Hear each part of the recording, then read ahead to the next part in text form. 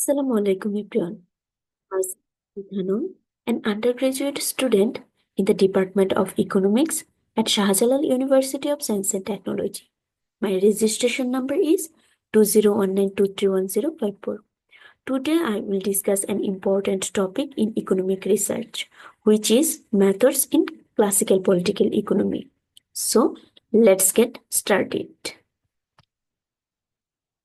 Methods in classical political economy focus on key figures David Ricardo, J.S. Mill, J.E. Keynes, J.N. Keynes, and N.W. Senior. Each of these thinkers contribute uniquely to the development of economic methodology using different approaches such as deductive reasoning, inductive reasoning, and methodological pluralism. At first, David Ricardo, a central figure in classical political economy, who is best known for his deductive reasoning. His key work is Principles of Political Economy, 1821. His approaches to explaining classical political economy is broadly known as abstract deductive, which is aligned with hypothetical deductive model. His key focus on theoretical reasoning over empirical observations and deductive logic to make economic as a scientific discipline. His theories-based challenges whether such an approach could claim scientific status, but influenced the other classical political economists. Now I talk about the contribution of four classical political economists. The first one is John Stuart Mill, who defended Ricardo's deductive methods and supported inductive reasoning. His key focus on charities purpose and disturbing causes, and he viewed political economy as an inexact and separate science. Then John Eliot Keynes, who viewed political economy as a hypothetical science and influenced debates on methodological pluralism. He also recognized the limitations of deductive approach, that assumptions are unrealistic in the real world. On the other hand, John Neville Keynes combined deductive and inductive approaches and emphasized the flexibility and adaptability in addressing economic issues. According to Keynes, deductive reasoning should be grounded in empirical observations. And the last one is Nassau William Senior, who distinguished between positive and normative aspects of economics and introduced the economic man as a rational decision maker. He also emphasized the importance of clear theoretical framework while integrating empirical insights. Now I discuss positivism, a priorism, and logical empiricism in economics, which focus on the contributions of Lionel Robbins and Terence Hutchison, with key themes positivism, testability, and the role of empirical methods in economics. Moving into the 20th century, Lionel Robbins and Terence Hutchison played a pivotal role in modern economic thought. Robbins' approaches emphasized subjectivism, methodological individualism, and the role of self-evident postulate in economic theory. He views economics as a positive science, free from ethical consideration. Terence Hutchison, on the other hand, argued that for economics to be a science, proposition must be empirically testable. Non-testable assumptions are unscientific.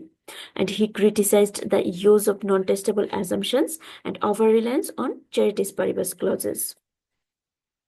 Now, Hutchison critique of Robbins highlighted by some key points. These are testability of theories. Theories must be testable to be considered as positive science, otherwise they risk being pseudoscience. Then unrealistic assumptions.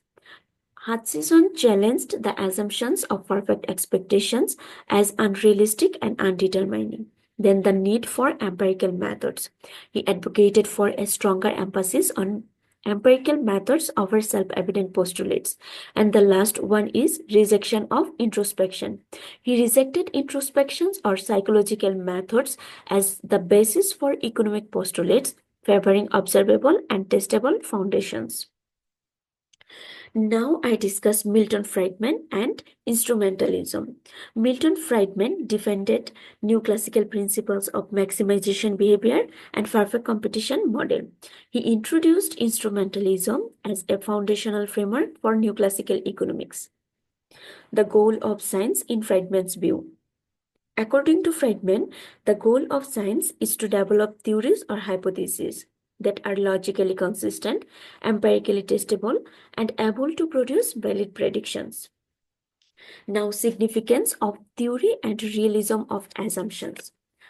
Friedman argued that the validity of economic theories depend on their predictive power, not the realism of their assumptions. Friedman's instrumentalist perspective led to several key justifications. These are abstraction and simplifications. He simplifies complex realities through abstraction, such as greater realism complicates explanation, then irrelevance of discrepancies. Discrepancies between assumptions and facts often do not undetermined predictions. For example, Galileo's law of falling bodies. And the last one is as if assumptions, which state that assumptions can be useful even if not perfectly realistic. Friedman instrumentalism faced several criticisms. These are testing assumptions. McCallum argued that assumptions should have some realism and be tested for validity. Correlation versus causation. Gladwell warned against reducing economics to correlation without understanding causation. Then exaggerated claim. Samuelson F. Twist critique. Unrealistic assumptions do not necessarily improve predictive accuracy. And lastly, truth value. Black emphasized that accurate predictions alone cannot validate a theory. Deeper scrutiny is needed. Now I talk about Paul Samuelson and his contribution in economic research. Samuelson's contributions to economic methodology are primarily categorized into operationalism and descriptivism. In operationalism, he emphasized the importance of developing operationally meaningful theorems. In operationalism, theories simplified representation of testable empirical regularities, and he advocated for methodological precision and logical equivalence. On the other hand, in descriptivism, Samuelson viewed scientific explanation as advanced descriptions. Theories are simplified representation of empirical reality in descriptivism, and scientific knowledge should be expressed in observational language and avoiding priorism. Now, logical equivalence. Samuelson's concept, logical equivalence, served as a foundation for methodological coherence, which states that a theory B is logically connected to its assumption A and predictions C, and all components A, B, C must share the same degree of realism, factual correctness, and empirical validity. Now, critique of unrealistic assumption can be highlighted by contradiction and illogical. Contradiction means prediction C cannot be valid if theory B and assumptions A are invalid, and illogical states that invalid predictions cannot arise from a valid theory and assumptions.